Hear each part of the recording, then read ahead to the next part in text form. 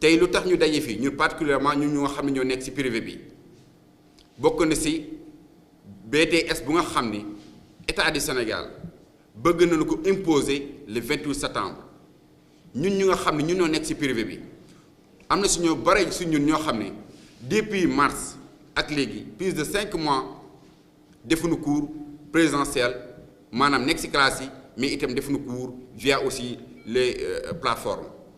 donc su fekkee ne dañu bëgg a imposer lu nga xam ne moom mooy examen BTS bi le 28 septembre comme nu ko forcé woon si li nga xam ne mooy cours en ligne yi forcé nu ko loolu moo war a tey ñu forcé waat lu nga xam ne itam mooy BTS bi ñu jàpp ne loolu su fekkee dañu ko bëgg a forcé waat loolu autorités yi dañu pare rek pour sacrifier lu nga xam ne mooy vie plus de 40 000 étudiants yoo xam ne ñoo ngi si privé bi te loolu ñun ñoo xam ne ñoo nekk si ñooy ay responsable te ay représentants étudiants yooyu loolu duñu ko nangu ba tax na lépp nga xam ne moom ñuy réclamer mooy autorités yu nga xam ne ñoo jëlee décision boobu ñu delluwaat ginnaaw si décision yooyu ba puusal lu nga xam ne mooy date yooyu te fexe itam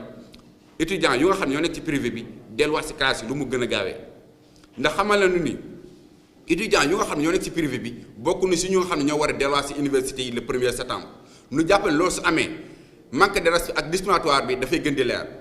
ndax lu ñu xamal si certains chefs d'établissement mooy que ñoom mënuñu respecter lu nga xam ne mooy protocole sanitaire yi pour accueillir ñu nga xam ne mooy sunu naataangoo yooyu nga xam ne war nañu jàngee ci établissement privé yi ñu jàpp ne loolu su fekkee ne am na Cheikh Oumar Anne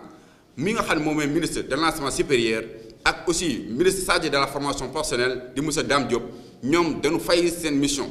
ñoom nit ñi ay nit ñoo xam ne dañu yëg seen bopp duñu déglu mais itam amuñu benn souci si lu nga xam ne mooy avenir u étudiants yooyu. asalaamaaleykum mbokk yi ñu ngi leen di nuyu di leen ziar ñoo ngi tudd Thierno Hamidou Balde nekk apprenant donc ndongo ci institut supérieur d'enseignement professionnel bu Diamniadio nekk coordonnateur collectif des apprenants en soutien aux camarades démunis de l'ISEP de Diamniadio donc tey lii waraloon tey suñu teewaay mooy dañu ñëwoon fii ngir yëgal askan wi yëgal askanu Sénégal ñun li ñu nekk di dund parce que ñun ñooy ñi nga xamante ne ñoo amoon bac at yële passé mu nekkoon ci atum 2019 donc tey jii nii ba ñu amee bac léegi am na at ak weer ci juillet 2019 ci la ñu am bac ba ñu amee bac ñu dem ba ci mois de novembre ñu orienté ñu ci école bi nga xamante moom mooy institut supérieur d'enseignement professionnel de Diamniadio ñu orienté ñu foofu noonu fekk ne école bi naka te yoo pareegul école bi chantier la woon amul woon dara lu fa taxaw te ba tey jii nii may wax ak yéen ba nii ba sànq amul dara loo xamante ne pare na pour ñu mën a dem foofu noonu jàngi école bi pareegul des na ay liggéey donc loolu na mu doon loo xamante ne lu ñuy ñaawlu la ndax ay nit mënuñoo jàng fukki at ak ñett am seen baccalauréat nga bëgg leen ñàkkloo benn at fekk ni dañoo tegoon seen programme donc loolu noonu doon lu ñuy ñaxtu te loolu nag bañ ko defee weer yi passé donc début weeru juin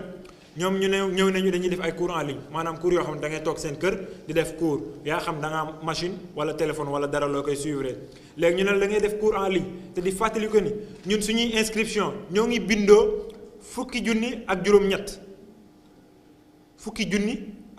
lañ bindoo ci mois de décembre donc loolu noonu ñoom ñu xooluñ ci loolu ngir jox ñu lu ñuy suivre du tablette du ordinateur du téléphone ñu pare ñu ñuy forcer ay cours en ligne léegi dañoo bëgg a sauver année bi ba pare sacrifier si suñu ay camarades suñu ay morom yi nga xamante ñoom ñëpp ñoo joxe seen 90 500 pour jàng donc loolu moo doon loo xamante ne dañ koy ñaawlu bañ taxawee nag ñaawlu ko ñu doon laaj ngir gis leen ñu bañ bañ demee ba tey ñu ñëw di ñu forcer ay cours en ligne donc ñu gis ne loolu vraiment lu ñaaw la tey jii ni suñu ay camarades ñi nga xamante ne dañoo góorgóorlu ci bac bi ba am seen bourse am ay bourse pédagogique suñu administration suñu directeur dem wax ak direction des bourses ñu bloqué bourse ñooñu noonu parce que tout simplement ñoom amuñu lu ñu suivre cours en ligne loolu ñu teg ko fan raison pour laquelle nag tey jii ni ñu ñëwoon fii di wax ak askan wi. maa ngi tudd Ibrahima Ndiaye di représenter les étudiants de la promotion 7 yu ñu orienté ci université virtuelle du Sénégal suñu teewaay tey jii mooy dañoo am naqar goo xam ne moom lañu leen ñëwoon pour yeggee leen ko dama leen di fàttali que ni depuis plus de 3 mois maanaam ñetti weer ay étudiants ngi ndaw a ngi daw ci ginnaaw ordinateur ngir laajuñu bourse laajuñu dara ngir mën a wéyal seen jàng mais depuis boobu ba léegi gisuñu ku ñu tontu gisuñu ku ñu jàppale ci suñu naqar gii nii dama leen di fàttali ni que juste que avant il suffisait da nga doon def cours informatique kese après université bi jox la sa outil de travail muy clé de connexion bi ak ordinateur mais année gii nii dañoo changer modalité yi sans pour autant mettre au courant les étudiants maanaam yëgaluñu li xew donc étudiant bi nga xam ne da nga ko orienté ci université bu bees waxoo ko li université bi di doxee ba mu def ay coursam ba pare yaakaarul lu dul ci ordinateur yooyu noonu ak clé de connexion pour jàng nga xamal ne ko carrément mënoo jot ci outil de travail yooyu noonu parce que da nga manqué woon ay cours ñun d'accord nañ au début bu ñu waxoon ne que cours yi boo leen ko absenté doo leen jot seen outil de travail boobu du ñu toog fii di ñaxtu mais dañoo xaar ba nga xam ne desul lu dul jot ci outil de travail ñu doog ñoo wax que ni boo leen defuloon lii ak lii doo leen jot ci seen outil de travail match bu commencé da ngay wax règlement yi ne mënoo xaar ba 90e minute ne ku jàpp yéere coup franc la loolu mënul nekk donc université virtuelle du Sénégal administration bi loolu la ñu def ak ñun ñu ngi toll ci 1116 étudiants yoo xam ne ba ni may wax ak yow mënuñu commencé jàng parce que tout simplement université bi dafa téye seen outil de travail ne du leen ko jox leneen li ma ciy yokk mooy que cours informatique la ñu doon def au début maanaam doo defee cours informatique 3 mois dañ lay jox sa outil de travail par manque de moyens bu ñu sëpp toor bi dañoo mettre en place benn ay cours yoo xam ne jotewul dara ak fi ñu orienté tey man mii di def droit nga may def loo leadership xaw ma développement personnel loo xam ne doo ci def examen loo xam ne amul dara rapport ak li ngay suivre nga bëgg ma def loo cours yooyu noonu par la force pour jot ci say outil de travail je pense que du loo xam ne yenu na maanaam léegi ñun ñii di ndaw UVS yi nag di étudiants yi nga xam ne ren la ñuy doog a orienté biir UVS bind nañ ay lettres ñi nga xam ne mooy ministre de l'enseignement supérieur ki nga xam ne moo ñu jiite moo ñu yëli fu ñu toll nii bind nañ lettre à maître Abdoulaye Wade mooy ancien président de la République du Sénégal opposition aussi bind nañ leen lettre ku ci mel ni président Ousmane Sonko mais depuis bu may wax ak yow ba léegi nii directeur campagne Ousmane Sonko directeur chargé des missions bu Mimi Touré moom kese moo ñu recevoir bi ñu recevoir ku ci mel ni directeur campagne Ousmane Sonko xamaloon nañu carrément dinañ dugal seen loxo ci mbir mi mais ba léegi gisaguñ leen leneen li ci des mooy tey jii nii suñu avenir la ñu mettre en jeu te loolu duñ ci nangu duñ ko nangu benn yoon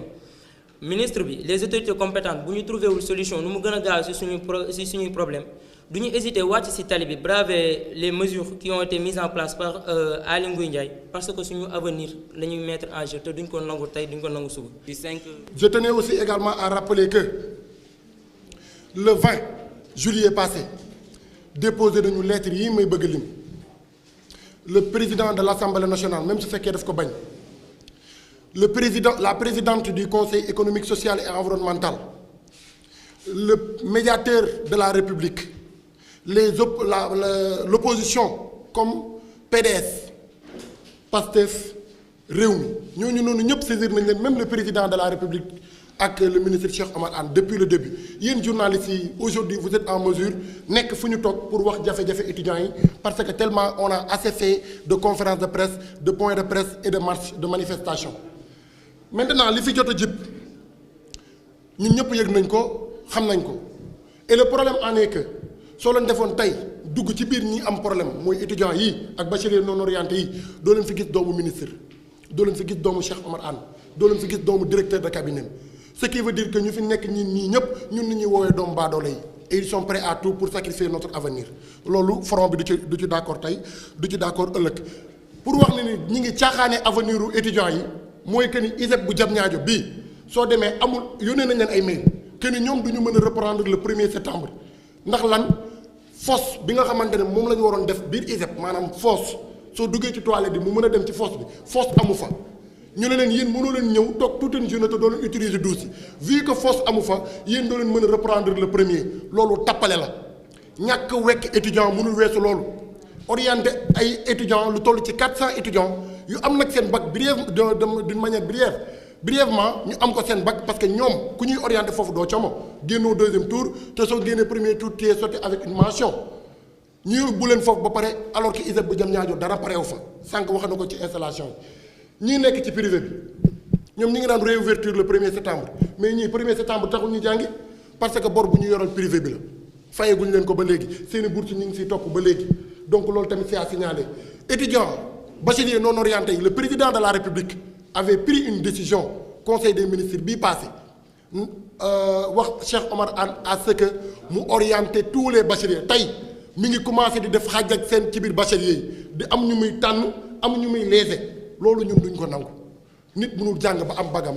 avec tous les sacrifices yu mu jot a def nga ñëw naan kan ñii ni ñuy orienté ñii kenn du leen orienté et en plus au-delà de ça mi ngi leen bëgg a retard loo maanaam di am ay lenteur yu muy def à ce que ñoom ñu xaaraale ñi nga xamante ne ñoo war a def bac 2019 pour ñu bokk benn promotion mais kii ku mu yàpp ndax moom bëgg na doomam mu toog une année yoo xamante ne deful dara tey ñi nga xamante ne daaw lañu am bac ñu bëgg a bokk promotion ñi war a am bac ren mais nous sommes dans quel pays dans un pays où les fils des politiciens les fils des dirigeants sont plus respectés que les fils des doomu baadoola ce que nous ne pouvons pas accepter maintenant discours yi pare nañ ci tey je pense que su ma juumul mooy doon conférence de presse bu mujj vendredi bii gannaaw suba dinañ wàcc ci mbedd mi nous tenons nag l'opinion nationale internationale nous tenons les parents d'élèves à témoin nous tenons nos autres camarades étudiants yi nekk ci yeneen universités yi muy université Assane Seck bu Ziguinchor muy Cheikh Anta Diop muy Gaston Berger muy Thiès muy feneen ak feneen nous tenons le syndicat des enseignants de l'enseignement supérieur à témoin ne leen nag ñun de yuuxu nañu depuis des mois ñi ngi yuuxu ñi ngi jooy autorités yi dégg nañu xam nañu suñuy problème mais nanguwuñ ñoo déglu waaye nag moment bu ñuy wax ni interdit nañu rassemblement ndax mbas bee ngi yokk interdit nañ waaye lii lu ko gën a doon virus ndax est-ce que virus corona dafa gën a dangereux virus bii nga xamante ne y a l'avenir de plus de 60 000 étudiants qui est en jeu c'est la question que je vous pose maintenant su fekkee dañoo bëgg sama camarade wax na ko sànq su fekkee dañoo bëgg beneen Fallou Sène beneen Balla Gaye beneen Bassirou Faye parce que peut-être ñoom seeni doom kenn du leen rey ci yii donc nañ ñu ko wax te ñun pare nañu pour loolu vendredi bii di ñëw nous donnons rendez-vous à tous les étudiants de ces différentes organisations non seulement mais aussi à tous les étudiants des différentes universités yu bëgg a porter ñoom tamit bëgg a solidaire à notre combat citoyen et noble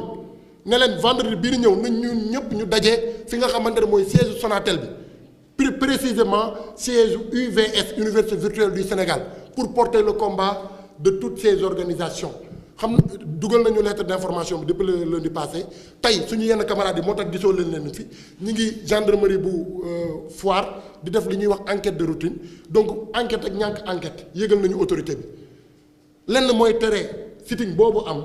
muy que ñu wooñu fii ak suba ne seeni jafe-jafe kaay leen am nañ ci solution loolu su amul di ngeen ñu gis ci mbedd mi su fekkee nag pare nañ pour